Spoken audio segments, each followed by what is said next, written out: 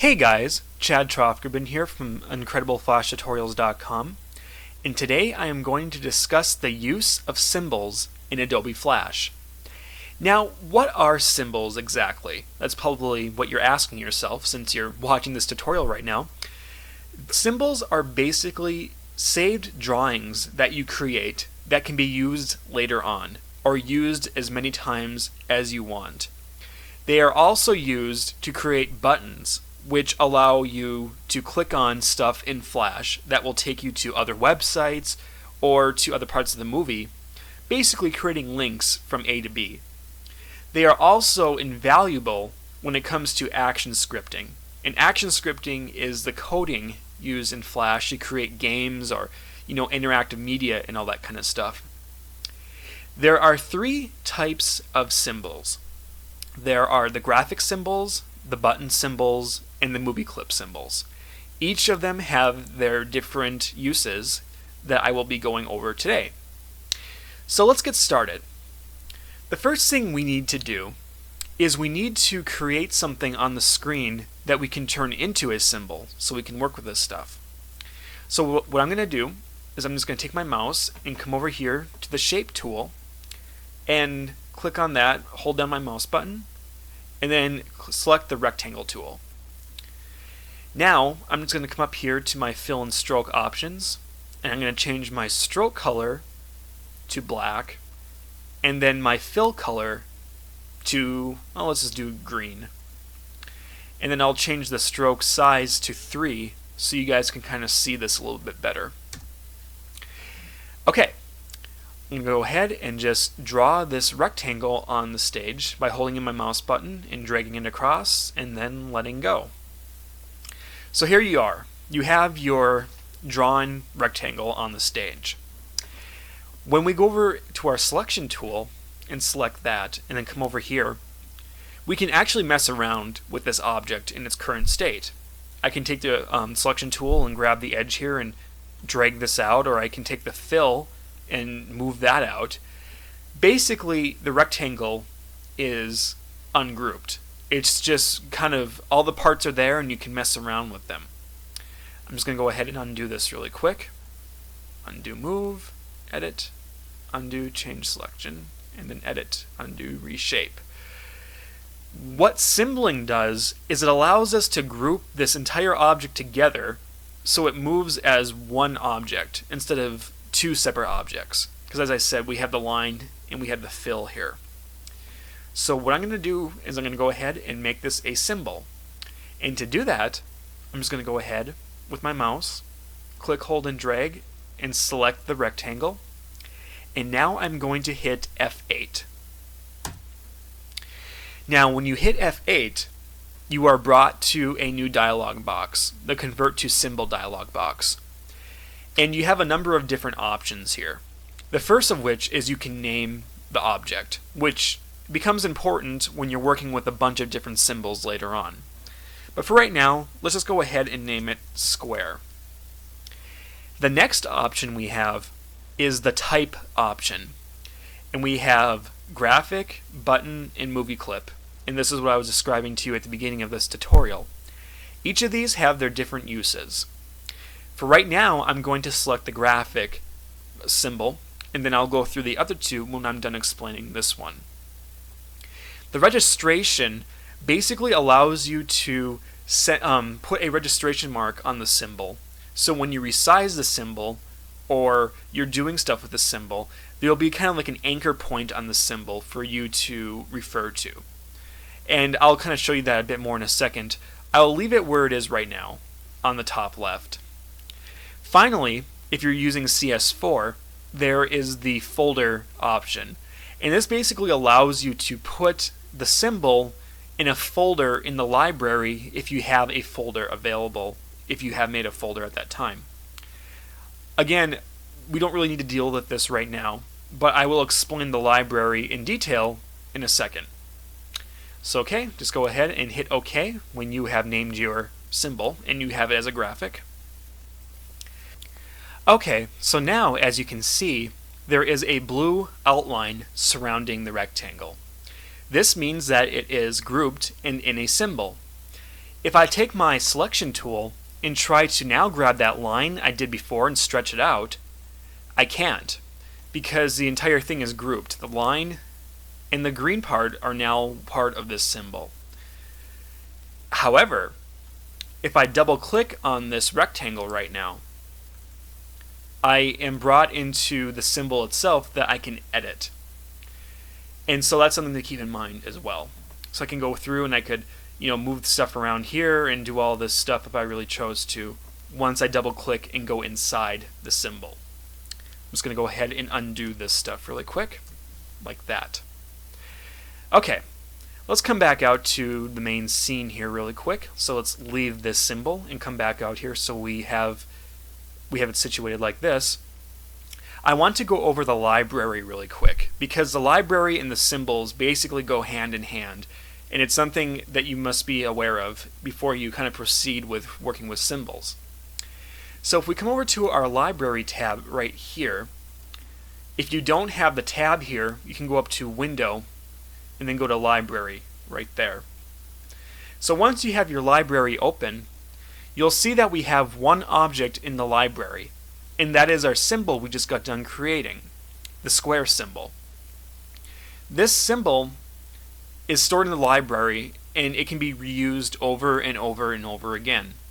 So you can actually grab this symbol from the library right now and drag it out here, and we can just put a whole bunch of them on the stage if we really wanted to.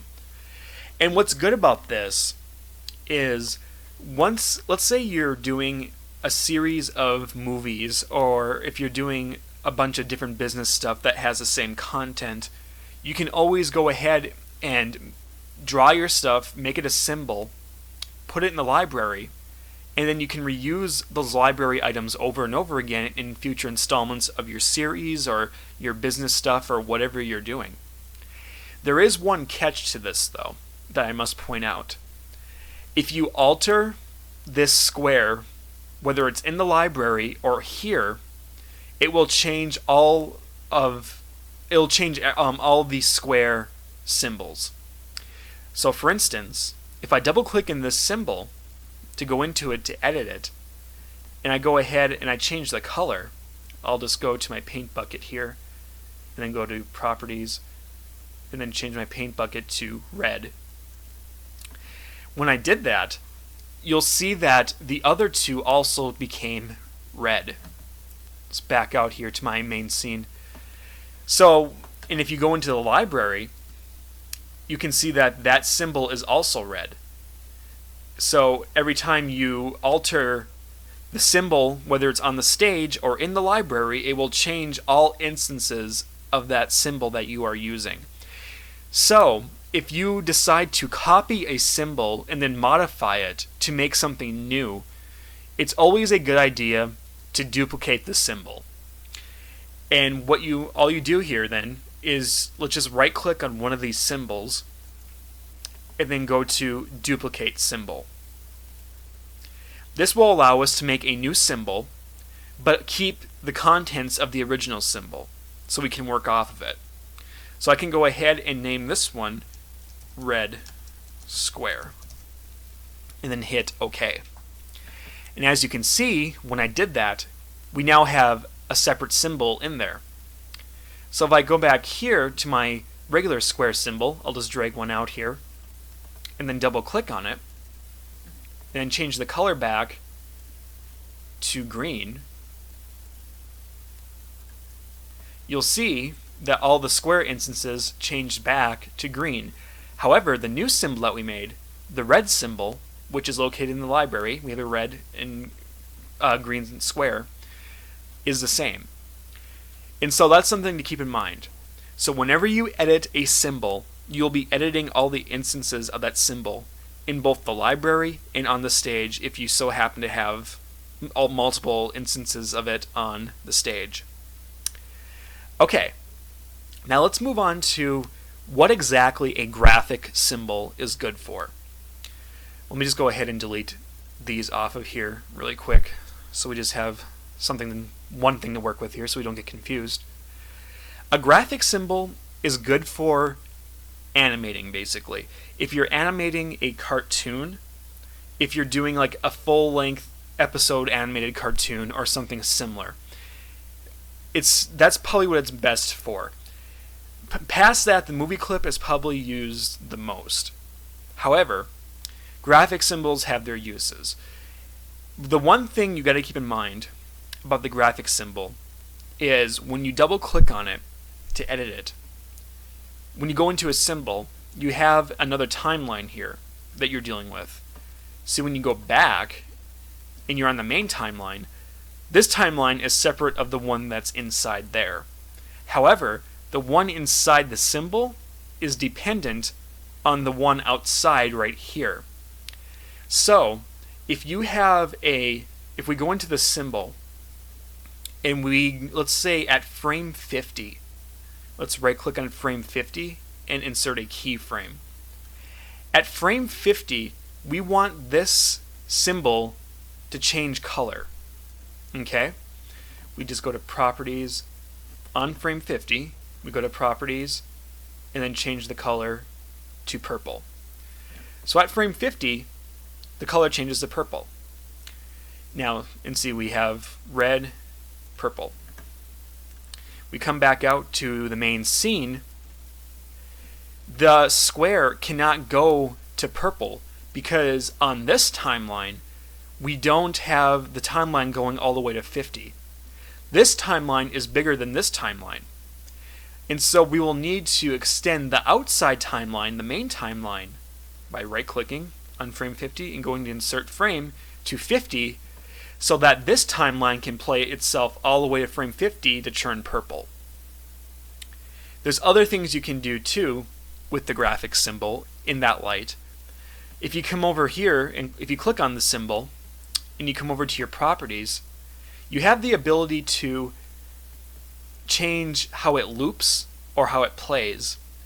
For instance, right now, this will loop, this particular symbol. That means if this goes past frame 50, the main timeline goes past frame 50, since this symbol's timeline is only 50 frames, it will reset to 1.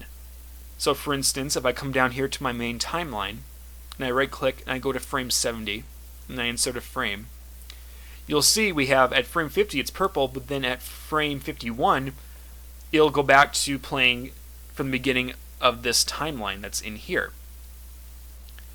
So that's something to keep in mind. It's a hierarchy.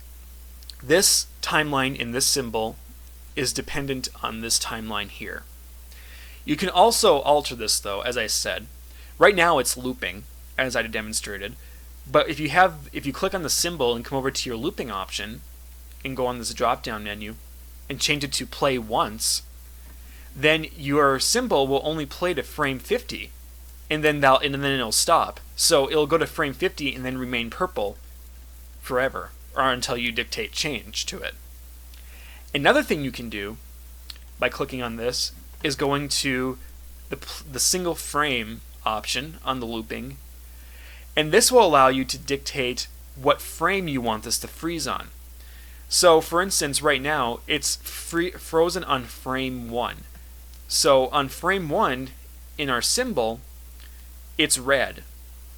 So if we come back out here and we go to frame 50, which is where it used to turn purple, it doesn't because it's only stuck on frame 1. However, if we go and decide to change this frame to 50, as we know, it changes to purple on frame 50 in that symbol, and hit enter, it changes to purple. And it's always purple because it's stuck on frame 50. And so when animating, it's probably best to use graphic symbols because it's the most visual, and it allows you to kind of keep everything kind of in a hierarchy so you know what's animating what and what's dependent on what. Okay, now that we've covered the graphic symbol, let's move on to what the button symbol is good for. So I'm just going to go ahead and delete this symbol right here. Now, when I do this, I want to point out when you go to the library, the square is still in there. So you'll never lose it ever, and unless if you delete it from the library. So don't be afraid to delete stuff from the stage because it'll remain in the library. So just keep that in mind when you are organizing your stuff. Anyway, I'm going to go ahead and draw a new square here. Click on this and let's keep it purple. Come over here and then draw this square right there. I'm going to go ahead and use my selection tool and then highlight all of this and then hit F8. And now I'm going to name this one button. Now, instead of choosing the graphic type symbol, I'm going to hold down my mouse button and then choose the button symbol, just like that. And then I'm going to hit OK. Now, if, again, we have our symbol here, it's all grouped together. Let's double click on this symbol though to go into it. When we do, you'll notice that the timeline is completely different than that of the one we have out here. Just go back in here. Okay, let's look at our options here. We have up, over, down, and hit. This basically means that on up, that's what the button's going to look like when it's just stationary. Nothing is happening to it. Over indicates what the button looks like when your mouse cursor is over the button. Down is what it looks like when you click the button. And hit is the area in which we can click the button on. If that makes any sense, which I will get to that in a sec. So, what I'm going to do right now is I'm going to create a keyframe on over. So I'm just going to right click it and come down here and create a keyframe. And I'm going to just change the color of it, something really simple. So I'm just going to come over here to my paint bucket tool and click that. And then come down here to my color. And then I'll choose yellow. There we go. Now I'm just going to take my selection tool, come back here, and I'm going to right click on down and insert keyframe. And then I will just click the color here. And then I'll just change the properties.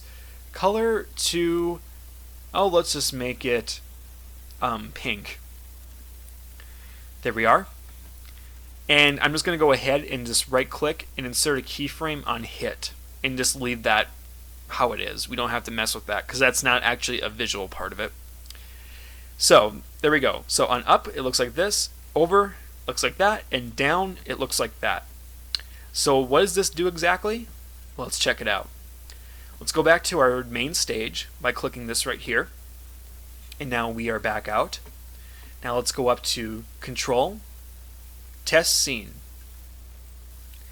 And as you can see here, we are now testing this movie as if it were being published. And you'll see that we have the rectangle here. But if we mouse our cursor over it, it changes to yellow right when our cursor hits it. And then, if we click it, it changes to pink. It's pretty cool, huh? Okay, so we have that. Now you can go back into it, and of course you can add a new layer if you would choose to, right down here. And then you could go ahead and add text to it. So if we came over to our text tool here, just something kind of simple, and click that. And then we can go ahead and just change the color to white. And then come back here, click that, and then let's just type in, click here. And then click off and take our selection tool and then move it over.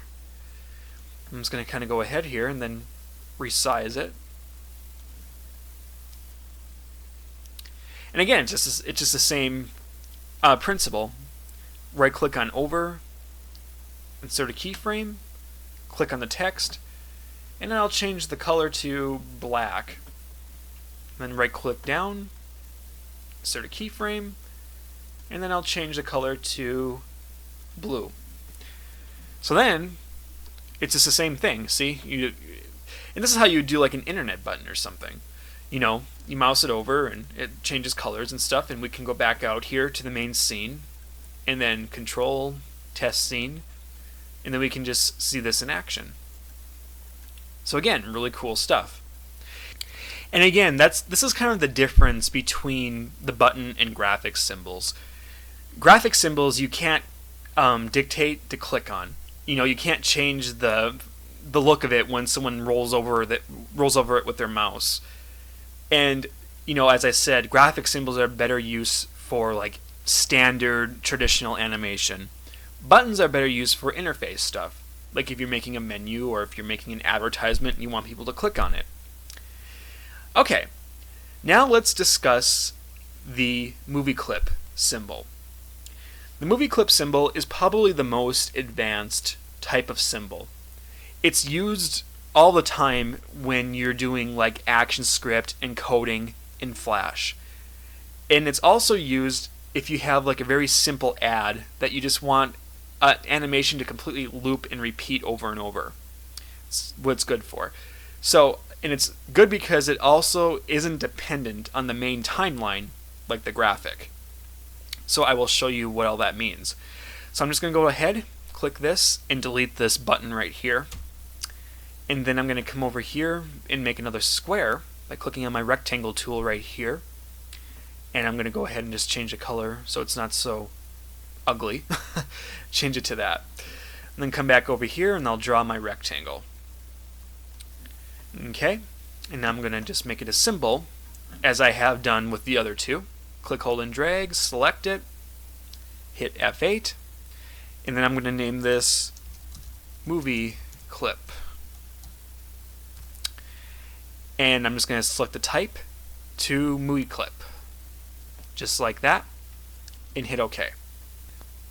As I said, the main difference between graphic symbols and movie clip symbols is that the movie clip runs completely independent on its own timeline, meaning it doesn't matter how long the main timeline is down here, it will do what it's going to do. So I will demonstrate this. The first thing I'm going to do is I'm going to delete all of these frames, save for the first frame on this timeline, so that we can kind of demonstrate this. So the main timeline is one frame. Okay. Now let's double click and go into our symbol to edit it. And on this timeline here, I'm going to adjust it a little bit. I'm going to right click here on frame 10 and insert a keyframe. And then I will go ahead and just nudge this slightly here with my selection tool. I'll just kind of adjust it. And then on frame 20, right click, insert a keyframe. I'll do the same thing. I'll just click this. And then on frame 30, I will do the same. Okay, so we have this so on 1 it does that, 10 does that, 20, and then 30 it does that. So just every frame changes like that. We go back out onto our main timeline, and we only have one frame. However, if we go to Control, Test Scene, the movie clip animates anyway, according to what the movie clip timeline is indicating. And it doesn't matter that this timeline isn't big enough to correspond to this timeline. The movie clip is going to do what it's going to do. And that's the main benefit to the movie clip. Movie clips are also used when it comes to programming, when it comes to dictating on the coding of ActionScript, what to do with the symbol and all that stuff. So again, that's what it's good for. Another thing I want to point out with the movie clip symbol, let's go ahead and just right click on frame 30 on the main timeline and insert a frame, and let's make this 30 frames. You will notice though that the movie clip symbol does not demonstrate, does not show what it's doing on the main timeline. It just appears to be stationary. It doesn't appear to be changing shapes as it should be when I go into it and look. That's another thing about the movie clips. When you're editing them in Flash, and if you're on the main timeline, you cannot see what the symbol does. And that's, I guess, a benefit to the graphic symbols if you are animating a cartoon. it's very visual. You can always see what's going on. With the movie clip, you can't. The only time you can see it in action is if you either go into the symbol itself to edit it or to look at it and play it, or if you go to Control, Test Movie, or Test Scene and watch it like that. The final thing I want to discuss about symbols is tweening with symbols. Tweening is basically a very standard way to animate in Flash. It's kind of an automated way to animate in Flash. Everything save for shape tweening needs to be a symbol when you tween it. So for instance, I'll just kind of demonstrate this really quick. I'll just move the symbol up here, and then I'm going to right click on frame 30 and insert a keyframe and move this down there like that. If I come back here to frame 1 and right click and create a classic tween, you'll notice that my layers change to purple with an arrow. And then if I hit enter or return, the object moves. Now alternatively, if I go ahead and I create a new layer, and I just come over here really quick and I draw an object. I'll just take a circle, come over here to frame 1, and then draw the circle right here. I'll then go ahead and use my selection tool, right click on frame 30 on the circle layer, and insert a keyframe. And then I will move the circle up like this. It's basically what I was doing with this. And I'm going to right click on frame 1 and create a classic tween. You'll notice that when I do this, the tweening process actually creates a symbol for me right away, and then it just goes ahead and does it. So you can have Flash create the symbols for you when you're tweening. However, it gives them weird names, like Tween 3, as you can see right here. If we come into our library, it's called Tween 3 right there. And so, again, it's not really descriptive, and it probably would be more beneficial for you to create your own symbols so you can organize them the way you want, and so it won't get so confusing later on when you're going through your library and looking at all of them and all that. Alright, well, I think that covers the very basics of symbols. Again, symbols are a foundation that you must build upon when doing your more advanced stuff. So, I hope you guys found this helpful, and I hope to see you guys next time.